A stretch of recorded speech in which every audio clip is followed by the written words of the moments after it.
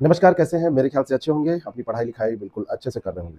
आप बनना चाहते हैं स्वास्थ्य शिक्षा अधिकारी, उसके लिए आपको 2 एग्ज़ाम पास करने हैं, एक तो प्रारंभिक परीक्षा और उसके बाद में सीधे साक्षात्कार। प्रारंभिक परीक्षा में केवल आपको पास ही नहीं करना है, वहाँ पर स्कोर भी अच्छा करना है, क्योंकि फाइनल जब आपका कट ऑफ बनेगा, तो वो मार्क्स भी उसमें जोड़े जाएँगे। और इसके लिए सबसे ज़्यादा ज़रूरी है सिलेबस को समझना। सिलेबस में बहुत सारा पार्ट है, जो 2 बार आपको देखने को मिलेगा। सिलेबस को 2 भागों में बाँटा गया है और ये जो 2 भाग हैं, उसमें भूगोल भी ऐसा ही है, जो 2 भागों में बाँटा गया है। अब देखिए, सिलेबस को 2 भागों में बाँटे, तो एक आपका पार्ट 1 जो है और दूसरा आपका पार्ट 2 है। पार्ट 1 में सामान्यतः लोग कहते रहे हैं कि ये जीएस का ट्रेडिशनल सिलेबस है। तो जीएस का सिलेबस है, इसमें कोई दो राय नहीं है। लेकिन ये ट्रेडिशनल कितना है, कितना नया है, ये हमको समझना पड़ेगा। और यहाँ पर ये सोशल साइंस का सिलेबस है, जो कि कंप्लीटली न्यू है यहाँ पर। लेकिन यहाँ पर भी मैं आपको दिखाऊंगा कि कंप्लीटली न्यू नहीं है। आज हम ज्योग्राफी को लेकर चर्चा करने जा रहे हैं। ज्योग्राफी कितना जीएस में और कितना सोशल साइंस में।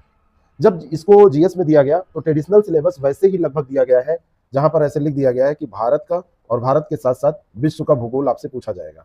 यहाँ पर कोई विशेष बात अलग से नहीं की गई है।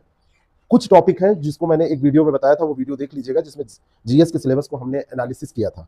और वो वीडियो आप लोगों के द्वारा बड़ा सराहा गया, कई लोगों का उसके बाद में मैसेज आया, कॉल आया कि आपने जो वो एनालिसिस की है उसके बाद में सिलेबस हमको बहुत अच्छे से समझ में आ गया है।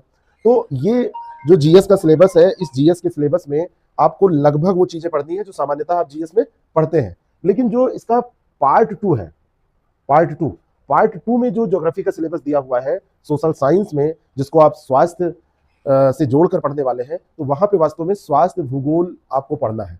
लेकिन भूगोल शब्द क्यों लिखा गया, इसके बारे में आपने कभी सोचा?